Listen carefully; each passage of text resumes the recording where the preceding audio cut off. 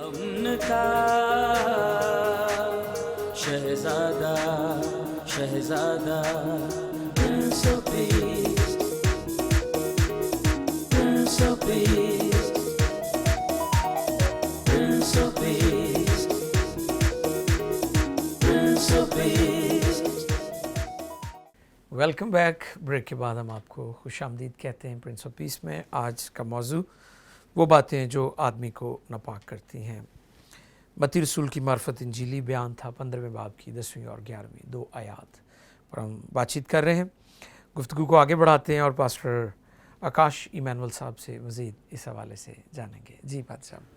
پادری صاحب جو پادری عبید صاحب نے بات کی کہ جڑوں سے تنے اور پھر پتے کی طرف، بالکل تو اس میں خداوند کے بڑے عظیم خادم ڈاکٹر ربی زکریاس ہیں. انہوں نے ایک بڑی خوبصورت بات کہی ہے کہ خداوند یسوع مسیح کی تبدیلی کا بہاؤ جو ہے وہ باہر سے اندر کی طرف نہیں تھا بلکہ اندر سے باہر کی طرف تھا. اگر اندر تبدیل ہو گیا تو باہر خود ہی صفائی آ جائے گی، کلیننس آ جائے گی، سارا کچھ جو ہے وہ اچھا ہو جائے گا.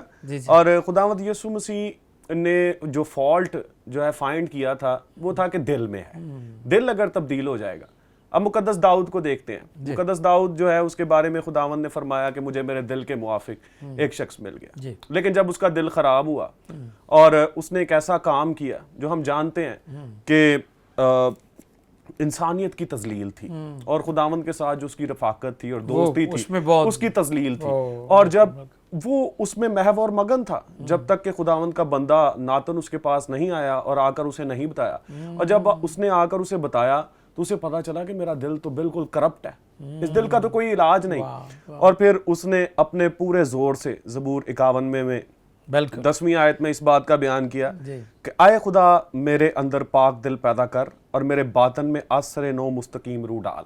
اور علماء اس بات کو بیان کرتے ہیں کہ پاک دل پیدا کر، پیدا کرنے کے لیے جو لفظ استعمال ہوا ہے وہ وہی ہے جو پیدائش کی کتاب میں دنیا کے بنانے کا لفظ ہے. اور وہ نئے سرے سے کسی چیز کو پیدا کرنا، یہ نہیں کہ کسی پرانی چیز کو لے کر ریپیئر کرنا یا ٹھیک کرنا یا پینٹ شینٹ کر دینا اس کے اوپر، بلکہ نیا دل پیدا کر. اور وہ یہاں پہ یہ نہیں کہتا کہ میرے دل کو صاف کر. وہ سمجھ گیا یہ دل اتنا برا اتنا گندا ہے کہ یہ صاف ہونے کے لائق نہیں، بلکہ اس دل کو ہٹا دے اور اس کی جگہ نیا دل پیدا کر. بہت اچھا. اور جو آپ بات کر رہے تھے امثال کی کتاب میں ہمیں وہ ملتی ہے کہ 4 باب کی 23ویں آیت میں اپنے دل کی خوب حفاظت کر کیونکہ زندگی کا سرچشمہ وہی ہے.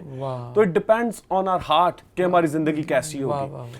اور خداوند یسوع مسیح جب میں اس حوالے کو پڑھ رہا تھا تو ہمارا ایمان ہے کہ خداوند یسوع مسیح خدا کا کلام ہے، لیکن اس کے علاوہ انسان ہوتے ہوئے خداوند یسوع مسیح بڑے ببلیکل تھے اور ہر بات کو بائبل کے قوانین اور اصولات اور ترتیب کو بھی بعض اوقات جو ہے وہ ٹوٹنے نہیں دیتے، قائم رکھتے ہیں. خداوند یسوع مسیح نے جو باتیں بیان کی ہیں کہ جو انسان کو در حقیقت ناپاک کرتی ہیں، خداوند یسوع مسیح نے وہ سارے 10 احکام میں سے بیان کیے ہیں. کون کون سے احکامات ہم توڑتے ہیں. اور جب ہم اس فہرست کو دیکھتے ہیں تو خداوند یسوع مسیح نے جب یسایہ کا حوالہ دیا اور اس نے کہا کہ یہ امت زبان سے تو میری عزت کرتی ہے، تو یہ دراصل پہلا حکم توڑنے کی بات ہے کہ خداوند کی پرستش ٹھیک طور سے نہیں کرتے. اور پھر جب بات کی ہے کہ یہ بے فائدہ میری پرستش کرتی ہے، تو یہ دراصل وہ حکم تھا کہ بے فائدہ خدا کا نام لیتے ہیں. پھر ماں باپ کی عزت کے حوالے سے خداوند یسوع مسیح نے کہا کہ تم ماں باپ کی عزت نہیں کرتے. جو چیز ماں باپ کو درکار ہے اس کو بچانے کے لیے کہہ رہے تو یہ تو میں نے خدا کو دے دی. اور یہ 5واں حکم تھا.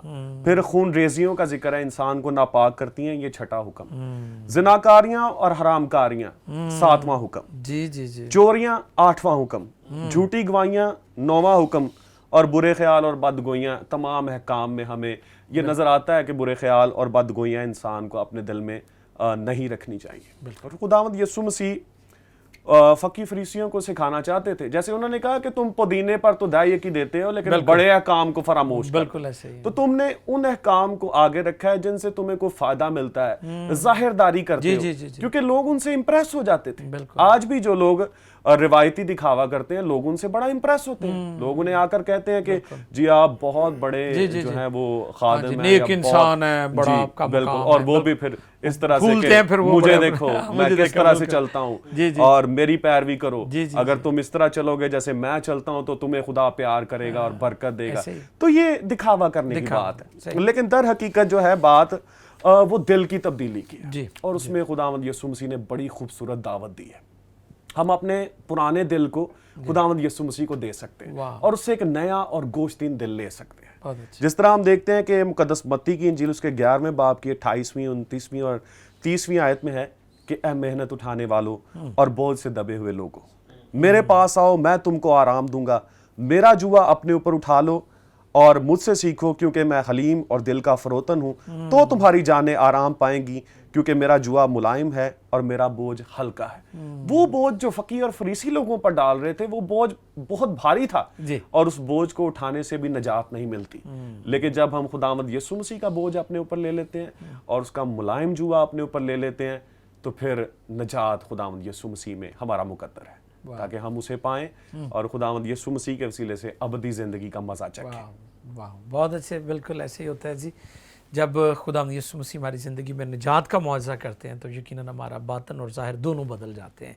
تو خداوند کی شکر گزاری کرتے ہیں, اور میں درخواست کروں گا کہ پاسٹر رضوان مال صاحب مزید آج کے موضوع پر, ٹاپک پر ہمارے ناظرین کی رہنمائی فرمائیں. جی بھائی صاحب, ہم کافی زیادہ گفتگو یسوع مسیح کی باتوں پر, جو یسوع مسیح اس سارے تناظر میں کر رہے تھے, اور ہم سارا ببلیکل ایک ویو چل رہا ہے کہ جی اس بارے میں کیا کچھ ہے.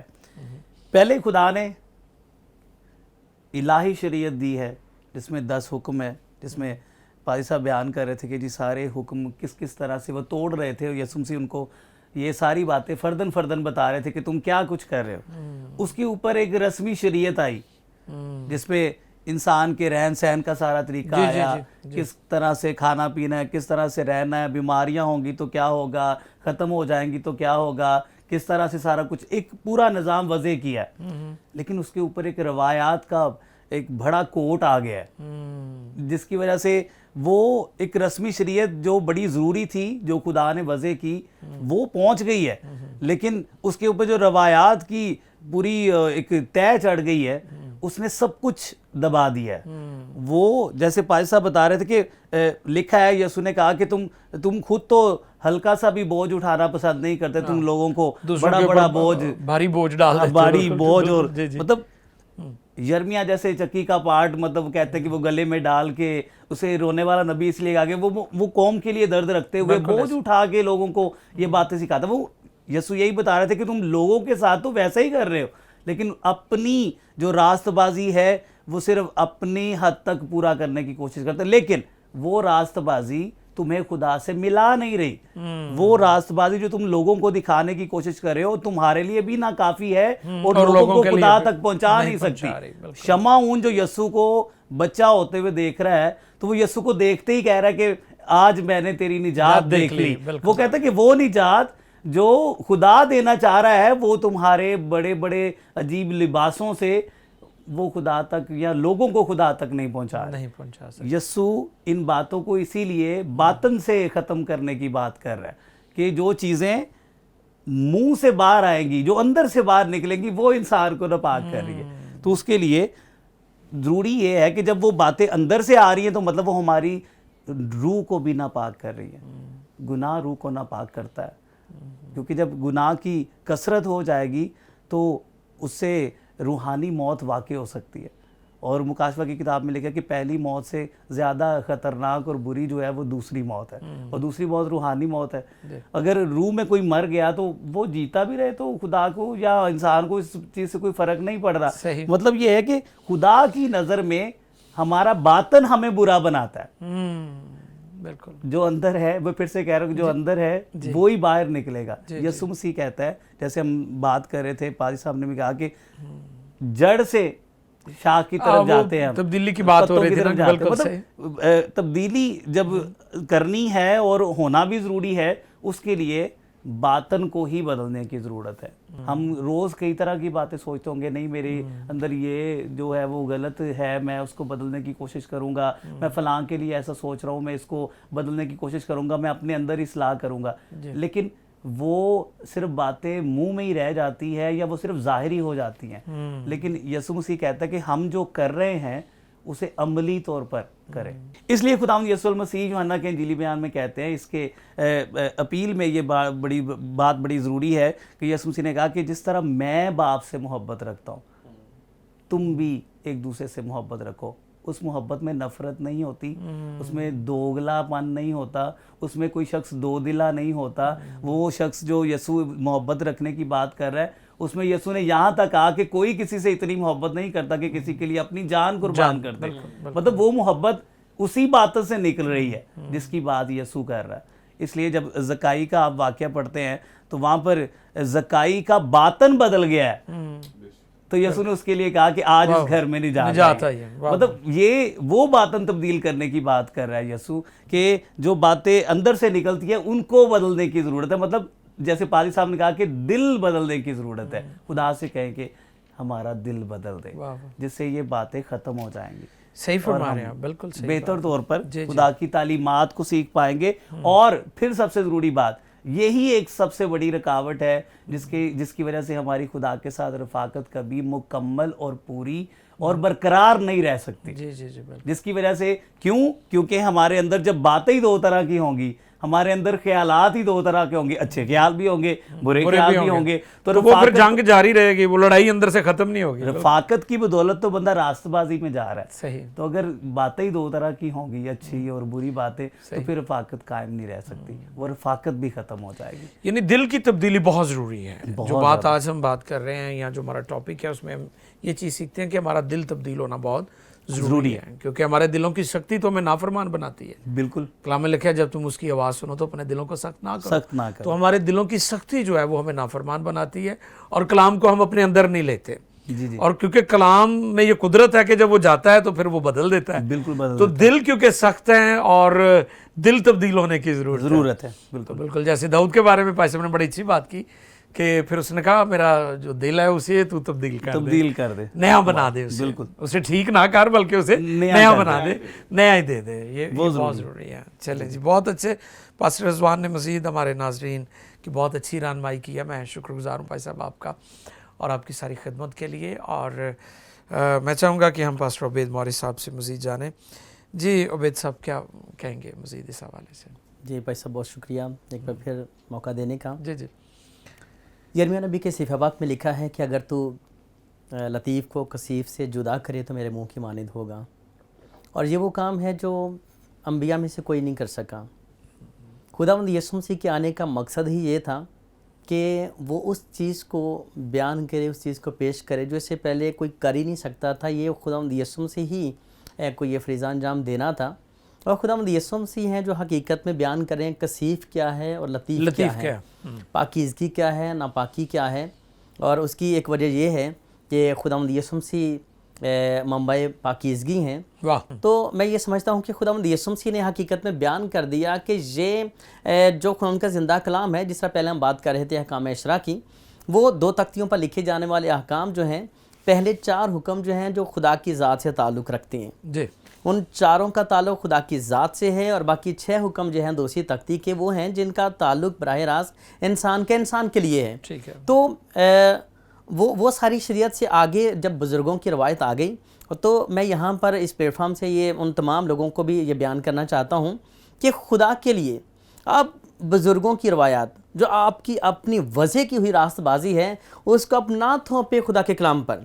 خدا کا کلام جو ہے وہ معتبر ہے. میں 10 بار غلط ہو سکتا ہوں, میرے بزرگوں کی باتیں 10 بار غلط ہو سکتی ہیں, اور ان کے زندہ کلام کا ایک نقطہ, ایک شوشہ کافی ہے ان ساری باتوں کو جو ہے وہ بالکل ختم کرنے کے لیے. ان کا زندہ کلام معتبر ہے, بزرگوں کی روایات. اور آج بہت سے لوگ میں دیکھتا ہوں کہ اپنی وضع کی راست بازی ہے جو ان کے زندہ کلام سے کافی زیادہ ہٹ کر خود بنائی ہوئی, خود ساخت چیزیں ہیں جو ان کو پیش کر رہے ہوتے ہیں, اور ان کے زندہ کلام سے وہ رہنمائی نہیں لیتے.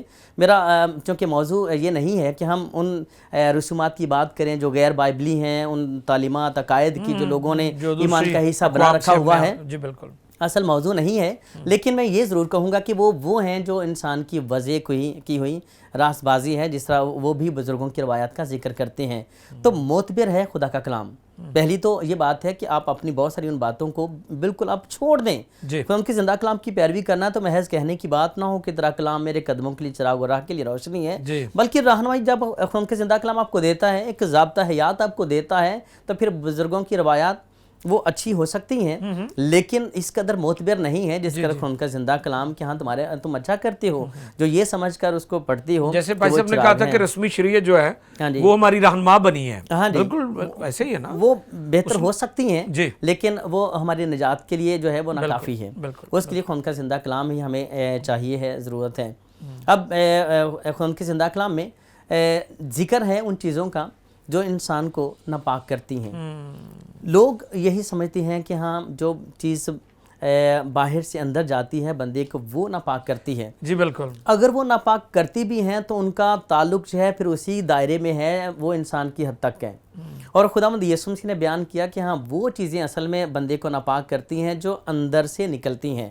ان کا زندہ کلام اس بات کے لیے گواہ ہے، فرماتا ہے خدا بلکہ جانتا ہے اس بات سے کہ انسان کے دل کے خیال سدا برے ہی ہوتے ہیں. اور پھر یہ دل جو ہے یہ خزانہ ہے. اور کلام خدا میں سے اگر آپ ایک آیت مقدسہ میں ساتھ مل کر نکالیں دیکھیں تو اس میں ہمیں مزید پتہ چلتا ہے خدا کا زندہ کلام کس طرح سے رہنمائی کرتا ہے. انجیل مقدس متی رسول کی معرفت اس کا 12واں باب ہے اور اس کے 34ویں آیت مقدسہ میں سخت الفاظ کے ساتھ خدا یسوع مسیح فرماتے ہیں اے سام کے بچوں تم برے ہو کر کیوں کر اچھی باتیں کہہ سکتے ہو، کیونکہ جو دل میں بھرا ہے وہی منہ پر آتا ہے. اچھا آدمی اچھے خزانے سے اچھی چیزیں نکالتا ہے اور برا آدمی برے خزانے سے بری چیزیں نکالتا ہے. اب یہ چیزیں ہیں جو انسان کو اچھا یا برا پیش کرتی ہیں. بالکل ٹھیک ہے. ان سے انسان کا جو ایک نتیجہ خیز بات سامنے آتی ہے کہ انسان برا ہے یا اچھا ہے، وہ اس بات پر ڈیپینڈ کرتا ہے کہ اس کے دل میں اچھا ہے تو اچھا وہ نکالے گا، اگر دل میں برا ہے تو وہ برا ہی نکالے گا. میں نے شاید کسی پروگرام میں اس بات کا ذکر کیا تھا کہ دل ہمارا خزانہ ہے، جس کے پاس جو ہوتا ہے نا وہی نکالتا ہے. بالکل بالکل. جس کے پاس اچھا ہے وہ اچھا نکالے گا اور اچھا جو ہے اس کا اظہار ہوگا، اور جس کے دل میں برا ہے اس کے دل سے بری چیزیں نکلیں گی اور وہ برا ہی اظہار ہوگا اور اس کے برے ہی اثرات ہوں گے. تو جو چیزیں ناپاک کرتی ہیں بڑی تفصیل کے ساتھ دوستوں نے بیان کیا ہے کہ وہ ساری چیزیں جو انسان کو ناپاک کرتی ہیں. جو چیز منہ میں جاتی ہے 11ویں آیت مقدسہ، جو چیز منہ میں جاتی ہے وہ آدمی کو ناپاک نہیں کرتی مگر جو منہ سے نکلتی ہیں وہی آدمی کو ناپاک کرتی ہیں. اور آگے پھر اگلے حوالہ جات میں ان کا ڈیٹیل جو ہے وہ بیان کیا گیا کہ وہ کون کون سی چیزیں ہیں اور وہ اصل میں خدا کے زندہ کلام کی جو احکام ہے، احکام اشرا میں وہ انہی کی نافرمانی ہے، انہی کو توڑنا ہے، وہ سارا بیان کیا گیا ہے. یہ چیزیں ہیں جو اصل میں انسان کو ناپاک کرتی ہیں. اب میں سمجھتا ہوں کہ اگر ہم اس آج کے ٹاپک کی بات کریں تو اس میں ان چیزوں کا تذکرہ ضرور موجود ہے کہ کون سی چیزیں ہیں جو انسان کو ناپاک کرتی ہیں. اس میں کچھ تھوڑا حصہ یہ بھی شامل ہونا چاہیے تھا کہ ان ساری چیزوں سے ہم پاک کیسے ہو سکتے ہیں، کیونکہ ہمارا مقصد صرف یہی نہیں کہ ہم بیماری ڈائیگنوز کرنی ہے، اس کی بات کریں، ہم علاج کی بھی تو بات کرنی چاہیے، علاج کی بھی بات کی جائے تو پھر شاید ہمارا جو موضوع ہے اور شاید مؤثر ہوتا کہ ہم ان سے پاک کیسے ہو سکتے ہیں. کلام خدا میں لکھا ہے کہ کوئی برا درخت خود سے اچھا پھل نہیں لا سکتا. تو یہ ہم خود سے نہیں کر سکتے. یہ نتیجہ خیز بات ہے کہ جو نسل آدم ہے وہ سب وہی ہیں جو برا دل رکھتے ہیں. تو پھر برا درخت اچھا پھل کیسے لائے؟ اس کے لیے تبدیلی جو ہے تب ہی ممکن ہے کہ جب جنگلی زیتون کی جو جڑ ہے، جو شاخ ہے، جب تک اصل زیتون میں پیوند نہ ہو، جب تک اس میں پیوند نہ ہو تب تک جو ہے یہ ممکن ہی نہیں ہے کہ کوئی برا درخت جو ہے وہ اچھا ہو جائے. اسے ہم کیسے اچھے کی امید رکھیں؟ تو وہ یہ اصل میں کہہ لیں کہ سارے موضوع کے بعد میں سمجھتا ہوں کہ یہ حل ہے کہ یہ خداوند یسوع مسیح میں ہے کہ ہاں وہ ہے جو تبدیل کر سکتا ہے. زندگی میں تبدیلی اس وقت ممکن ہے جب ہم اس اچھے کے ساتھ اس پاک کے ساتھ جب جڑ جاتے ہیں.